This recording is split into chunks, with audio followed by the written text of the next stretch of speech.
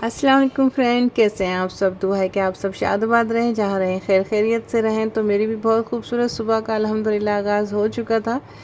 तो यहाँ हम निकले थे इवनिंग वॉक पर, शाम का टाइम था। हम यहाँ बाहर निकले, वॉक किए। तो ये खूबसूरत नज़ारे, तो जितना भी आपका माइंड उलझा हुआ हो, तकलीफ़ में हो, परेशानी में हो, ये नज़ारे देखकर तो माइंड फ़्रेश हो ही जाता है। और फिर दूसरा जो हम ख़वातीन का माइंड बिल्कुल ही अच्छी तरह से फ़्रेश हो जाता है, वो है हमारी शॉपिंग।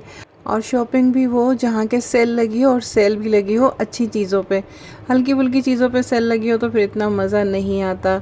तो यहाँ पर जो मुझे अच्छा नहीं लगा वो ये अच्छा नहीं लगा कि मेन की तरफ जो मेंस के जो आइटम्स थे ना, उन पे जो अच्छी शर्ट्स थी उनके ऊपर सेल नहीं थी। और जो बिल्कुल ही ऐसी रफ टफ सी होती हैं, जो वैसे ही 700-800 में मिल जाती हैं, बस उनके ऊपर सेल थी। तो फिर यहाँ मुझे मज़ा नहीं आया। जो मैं वाइट शर्ट मैंने ली हुई थी हाथ में, वो 3,500 की थी। तो फिर क्या फ़ायदा, सेल अच्छी चीज़ों पे भी लगाए ना। तो कि यहाँ पर भी हमें कुछ 20-30% ऑफ मिल जाता, तो यहाँ से भी मैं अच्छी सी शर्ट ले लेती। तो बस यहाँ से मैंने एक ही शर्ट ली थी बेटे के लिए, वो भी मुझे 1300 की शर्ट मिली थी। तो बस यही शिकायत है, अगर कोई देखे हैं चेस के जो ऑनर हैं, कोई भी देखें तो भाई अच्छी प्रोडक्ट पे जो है सेल लगाया करें, ख़ासकर मेंस के लिए।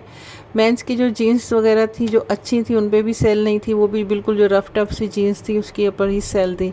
तो फिर कुछ भी नहीं लिया वहाँ से मैंने, तो ऐसे ही छोड़ दिया। बस इसी में से एक शर्ट ले ली थी जिस पर सेल नहीं थी। उसके बाद वहाँ सब कुछ ऐसे ही छोड़ के फीमेल के डिपार्ट्स में आ गए। तो यहाँ पर सेल थी, पर यहाँ पर क्या मसला था, साइज़ सभी एक लगे हुए थे। हर एक चीज़ में एक ही साइज़ था, या छोटा या बड़ा आप कुछ भी नहीं कर सकते, एक ही साइज़ था। तो फिर पसंद करने का इसमें भी कोई फ़ायदा नहीं था, क्योंकि ये मैं बेटी के लिए देख रही थी तो उसको ये शर्ट्स बहुत बड़ी थी हर तरफ से, यानी कि लूज़ भी बहुत थी, लेंथ भी बहुत थी। तो इसमें भी साइज़ नहीं थे। तो मुझे लग रहा है ये हमारी तरफ जो मिनी चेज़ है, तो यहाँ पर जो बड़े चेज़ हैं वहाँ से ला के वो आइटम रख दिए गए थे, जो वहाँ पर शायद सेल नहीं हुए होंगे। तो इसका भी कोई फ़ायदा नहीं हुआ था कि सब एक ही साइज़ के यहाँ पर ये चीज़ें रखी हुई थी, जिसकी वजह से ये भी हमारे लिए यूज़लेस था। तो साइज़ तो होने चाहिए, अगर एक बड़ा साइज़ है तो एक थोड़ा मीडियम, या मीडियम से थोड़ा छोटा साइज़ भी होना चाहिए। हर किसी की पसंद होती है। अच्छा, या तो बिल्कुल ही टॉप थे, या फिर बिल्कुल लेंथ थी, कोई मीडियम साइज़ नहीं था। उसके बाद यहाँ बैग्स थे, बैग पे भी सेल लगी हुई थी। बैग्स में से हमने कुछ नहीं लिया, क्योंकि इसमें भी कोई पसंद नहीं आया। एक बैग्स जो आजकल प्रिंटेड चल रहे हैं वो पसंद आए थे मुझे, पर वो उसका भी साइज़ एक ही, जो बड़ा साइज़ था वो भी लग रहा है वहाँ सेल नहीं हुआ बड़े जैस पे, तो वो भी यहाँ ला के रख दिया। उसमें भी कोई उससे छोटा मीडियम साइज़ नहीं था। बस उसके बाद हम घर आ गए थे, और घर आकर जो है ये हम यहाँ पर ये प्लांट्स है ना, ये मैंने लिए हुए थे। तो कुछ लीव्स इसके ख़राब हो रहे थे, ये स्नैक प्लांट्स है। तो फिर ये लीव्स यहाँ से कट के, अच्छा कोई मसला है इस जगह पर भी जहाँ ये मैंने स्नैक प्लांट रखा हुआ है ना, यहाँ पर पहले मनी प्लांट रखा हुआ था, तो वो भी इस जगह पर इसी तरह से मुरझाने लगा था। और ये फिर वो हटा के स्नैक प्लांट रखा, तो ये भी यहाँ मुरझाने लगा। तो फिर इसकी हमने छांटी वगैरह की। ये इसके अंदर बेल लगी हुई थी, तो वो मैंने दूसरे पॉट में शिफ्ट की।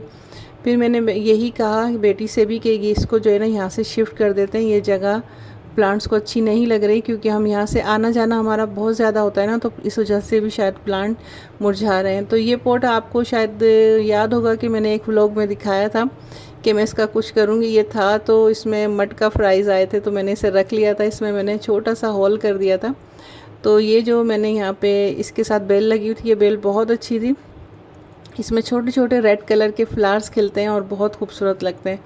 तो फिर बस ये इसमें हमने शिफ्ट किया, थोड़ी सी इसकी प्लांट की जो है मट्टी लेकर वो हमने उसमें डाली, और फिर इसको भी अलग रख दिया। और ये स्नैक प्लांट को भी मैंने यहाँ से हटा दिया, क्योंकि ये जगह बिल्कुल प्लांट्स को रास नहीं आ रही। जो भी प्लांट मैं यहाँ पे रखती हूँ वो मुरझा जाता है। और ये हमारी बेल भी अच्छी खासी थी यहाँ पर रखी, तो ये भी बेचारी मुरझा गई है। तो अब देखें, इसे हमने इसमें शिफ्ट किया है कि ये कितना काम करती है। तो ये 2-3 प्लांट लिए थे, ये भी लिए थे। इसका देखें एक बंच की तरह से ये फ्लावर्स खिलते हैं और इतने खूबसूरत लगते हैं। अल्लाह ताला की कुदरत है, शान है कि वो है ना सूरह रहमान, फ़बिअय्यि आलाइ रब्बिकुमा तुकज़्ज़िबान, अपने रब की कौन कौन सी नेमतों को झुटलाओगे। तो बस अल्लाह ताला की तो हर शान ही हमें हैरान करने वाली है। तो बस अल्हम्दुलिल्लाह, सुभान अल्लाह, ये इस तरह से ये खिल रहे हैं। लेकिन मुझे लग रहा है इस प्लांट पे भी कुछ कीड़े वगैरह ने कुछ अटैक किया है, क्योंकि मुझे ये भी कुछ मुरझाया मुरझाया लग रहा है। अब इसके पीछे भी देखती हूँ कि क्या राज है, इस पर कोई स्प्रे वगैरह करते हैं।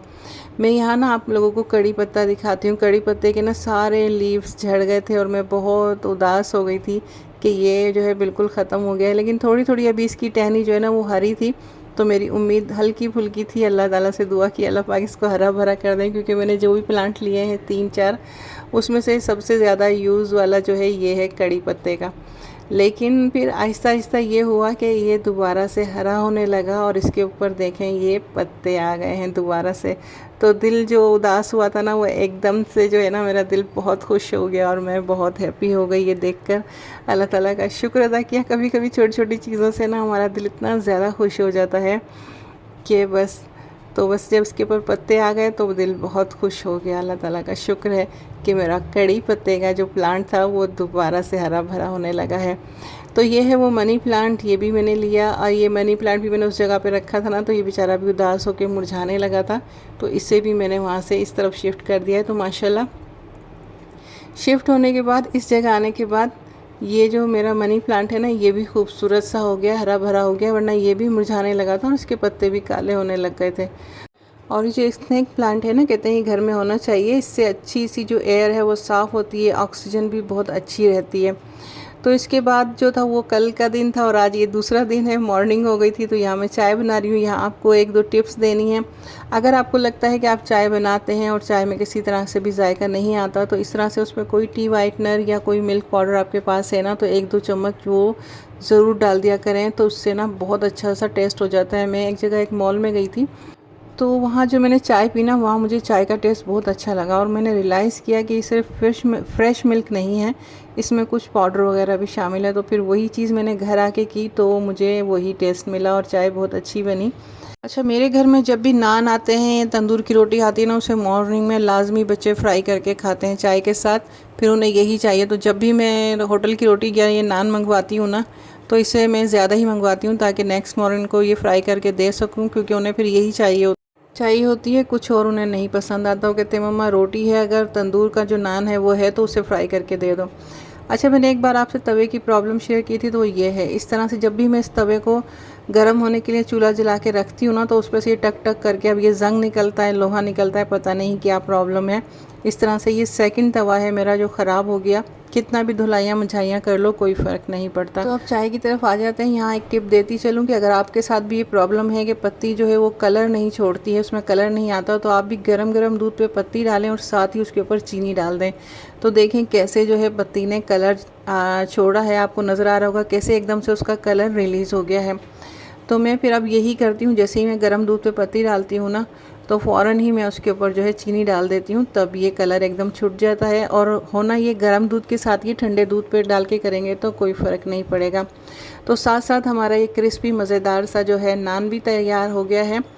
तो अब जो तवे का प्रॉब्लम है वो यही है कि मुझे जो है अब सिल्वर का तवा लेना पड़ेगा, क्योंकि मैंने शॉपकीपर से बात की थी तो उन्होंने कहा था कि आप जो है ना सिल्वर वाले जो तवे आ रहे हैं ना, सिल्वर स्टील के, आप वो ले लें। सोनेक्स का है, जिसका भी अच्छी ब्रांड का, वो ले लीजिए, तो फिर आपके साथ ये प्रॉब्लम नहीं होगी। तो इंशाल्लाह देखते हैं, ये चीज़ भी ट्राई करते हैं।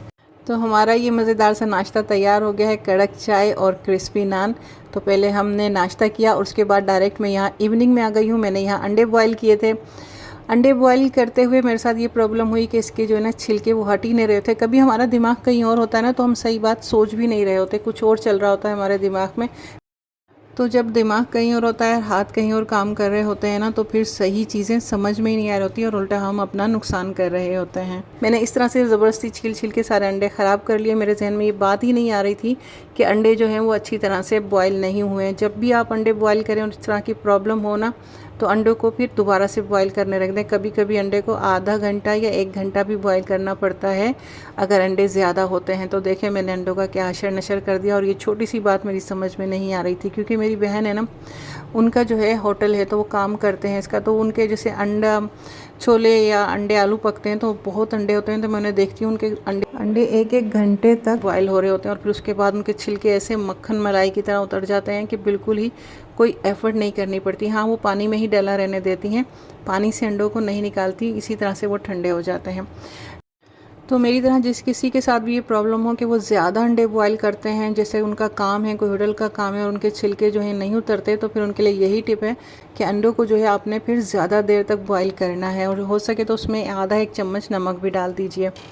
एक अंडा अगर आप बॉयल करेंगे वो तो 10 मिनट में भी अच्छे से बॉयल हो जाता है।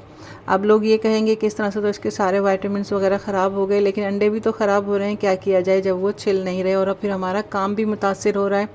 अगर किसी का होटल वगैरह का काम है तो उनका काम कितना ख़राब हो रहा है।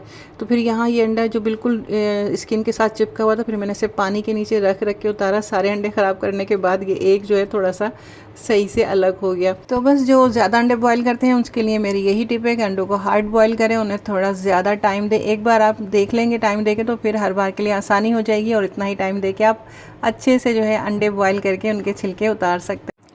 तो बस आज की मेरी वीडियो यहीं तक थी। मेरी वीडियो में कुछ भी अच्छा लगा हो तो मेरी वीडियो को लाइक कीजिए, अच्छा प्यार भरा कमेंट कीजिए और ज़्यादा अच्छी लगी हो तो जल्दी से मेरे चैनल को सब्सक्राइब कर लीजिए। इसी के साथ इजाज़त दीजिए। अल्लाह हाफ़िज़।